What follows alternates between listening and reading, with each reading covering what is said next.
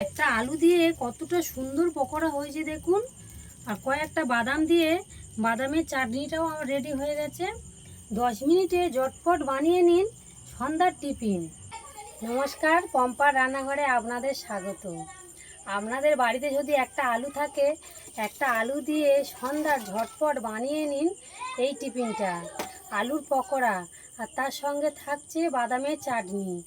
চলুন দেখে নেব আমি কিভাবে আলুর পকোড়া বানাবো। আর ছোট বড় সবাই এই পকোড়াটা খুবই পছন্দ করে, খুবই ভালো লাগবে তাদের। চলুন, এখানে আমি একটা আলু নিয়েছি। আলুটা আমি ছোট ছোট করে কেটে নেব। আলুটা আমি আগে থেকে সিদ্ধ করে নিয়েছিলাম।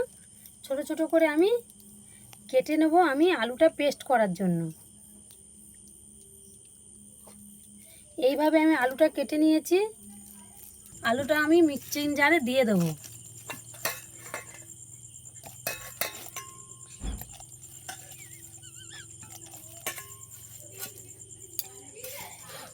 এখানে দিয়ে দেবো টক দই। আমি একটা আলুর জন্য আমি 2 চামচ 2.5 চামচ টক দই নিয়েছি। আমি এই টক দইটা পুরোটা দিয়ে দেব। দিয়ে আমি অল্প একটু জল দেব, দিয়ে আমি আলুটা পেস্ট করে নেব। আমার পেস্ট হয়ে গেছে। আমি এবার এখানে পেস্টটা ঢেলে নেব।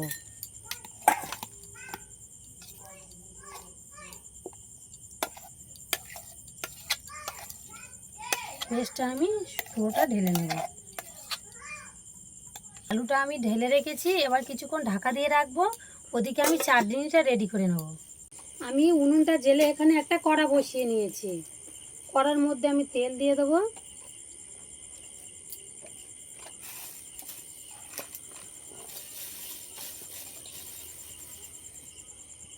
কয়েকটা ছোলার ডাল দেব।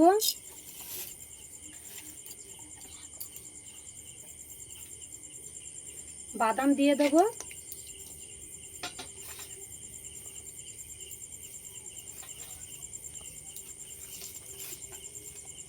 এখানে আমি একটা কাঁচা লঙ্কা দেবো। দিয়ে আমি একটু ভালো করে একটু লাল করে নেব। এখানে আমি দিয়ে দেবো টমেটো কোচা। টমেটোটা ভালো করে ভেজে নেব।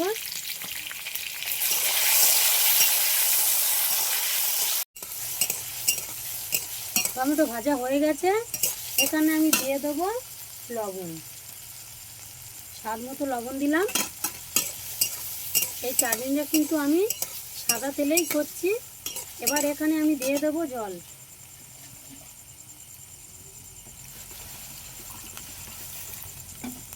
একটু ফুটিয়ে নেব। আমি আলুর পকোড়াটা আমি রেডি করে নেব। এখানে দেখুন আলুটা দিয়েছি, এখানে দিয়ে দেব স্বাদ মতো লবণ। আপনারা যদি সিদ্ধের সময় লবণ দেয়, লবণটা এখানে কম দিতে পারেন। এখানে দিয়ে দেব 2 চামচ মতো ময়দা। আর দিয়ে দেব 2 চামচ চালের গুঁড়ো।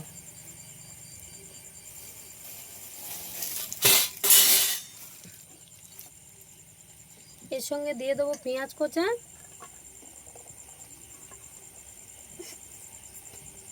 আদা কোচা আর লঙ্কা। আর দিয়ে দেবো কয়েকটা ধনেপাতা।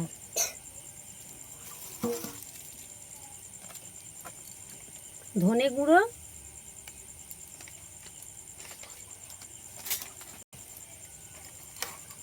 গরম মশলার গুঁড়ো, আর দিয়ে দেবো অল্প একটু জোয়ান। দিয়ে আমি এটাকে হাত দিয়ে আমি একটু অল্প করে জল দিয়ে মাখিয়ে নেব।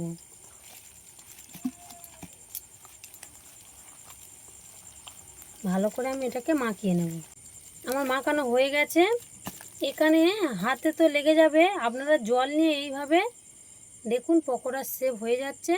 হাতে জল দিলে আর হাতে লাগবে না। কালারের জন্য দিয়ে দেবো আমি কাশ্মীরি লঙ্কার গুঁড়ো। দিয়ে ভালো করে মাখিয়ে নেব।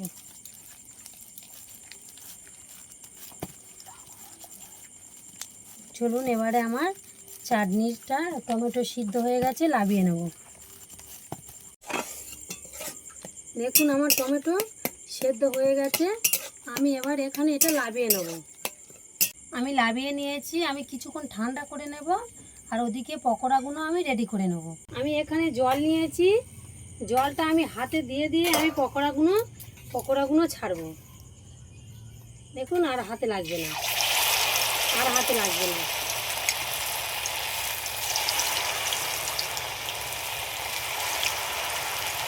এইভাবে একটা একটা করে আমি ছেড়ে দেবো। উল্টে পাল্টে আমি লাল লাল করে ভেজে নিয়েছি, এইভাবে সব কটা তুলে নেব, ভেজে নেব। পকোড়া আমার রেডি হয়ে গেছে, এবার আমি চাটনিটা রেডি করে নেব। চাটনিটা রেডি করার জন্য আমি একই কড়া নিয়ে নিলাম, কড়ার মধ্যে দিয়ে দেবো তেল।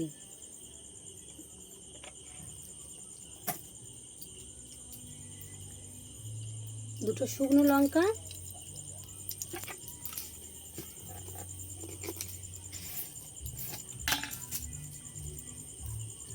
দিয়ে দেবো কালো সর্ষে,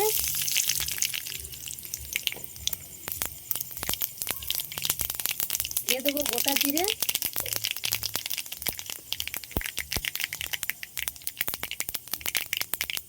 দিয়ে দেবো রসুন কুচি, আর দিয়ে দেবো কয়েকটা কারি পাতা আমি ধুয়ে রেখেছিলাম, কারি পাতা আমি দিয়ে দেবো। আমি এবারে এগুলো ভাজা হয়ে গেছে, আমি চাটনির মধ্যে ঢেলে দেবো। ঠান্ডা করে পেস্ট করে নিয়েছিলাম চাটনিটা, এবারে এই মশলাটা দিয়ে দেবো। এই চাটনিটা কিন্তু আপনারা ফ্রিজে না রেখে বাইরে রেখে আপনারা 10 দিন ধরে আপনারা খেতে পারবেন। এখানে আমি একটু লবণ অ্যাড করে দেবো।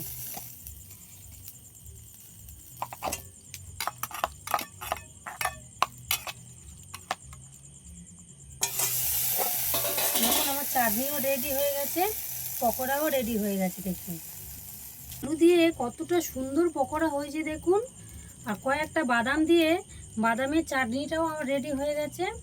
10 মিনিটে ঝটপট বানিয়ে নিন সন্ধ্যার টিফিন। আলু দিয়ে, একটা আলু বাড়িতে থাকলে আলু দিয়ে আপনারা পকোড়া বানিয়ে নিন, ছোট থেকে বড় সবারই পছন্দ হবে।